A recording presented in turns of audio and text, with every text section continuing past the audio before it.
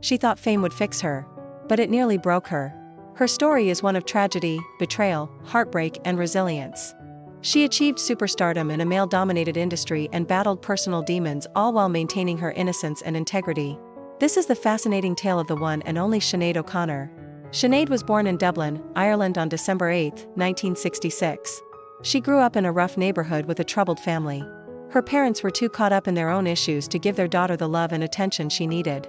As a result, she became involved with the wrong crowd and began getting into fights.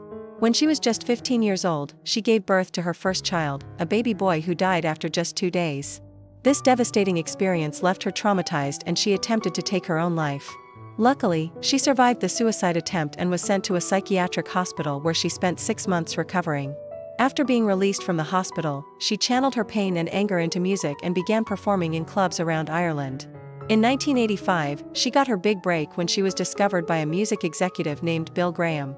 He was so impressed with her powerful voice and emotional lyrics that he signed her to his label, Ensign Records. Soon after, she released her debut album, The Lion and the Cobra, which went double platinum in Ireland.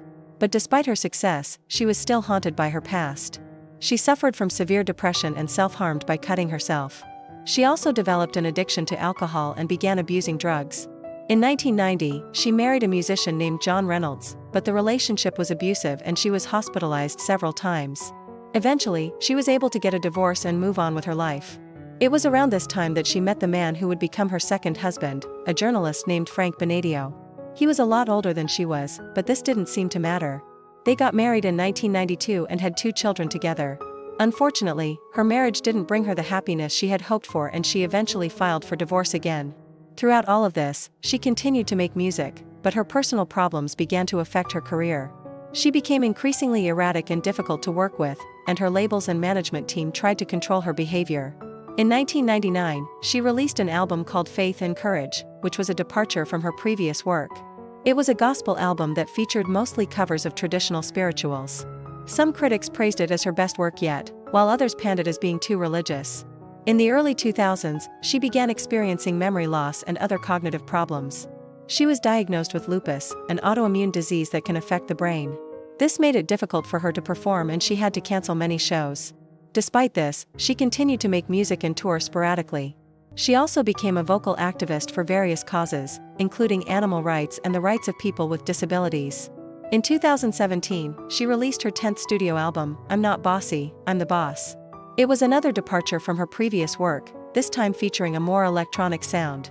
In recent years, she has continued to perform and record music, as well as speak out against injustice wherever she sees it. Despite all the hardships she's faced, she remains one of Ireland's most beloved and respected musicians. Her story is a reminder that fame and fortune don't always bring happiness and that even the most successful people can struggle with mental health and addiction. Thank you for watching. If you enjoyed this video, please like and share. And don't forget to subscribe for more amazing content. We wish Sinead O'Connor all the best in her future endeavors and hope that she continues to use her platform to speak out against injustice and help others. We also encourage anyone struggling with mental health or addiction issues to seek professional help and reach out to support groups for assistance. With the right support and treatment, recovery is possible and there is hope for a brighter future.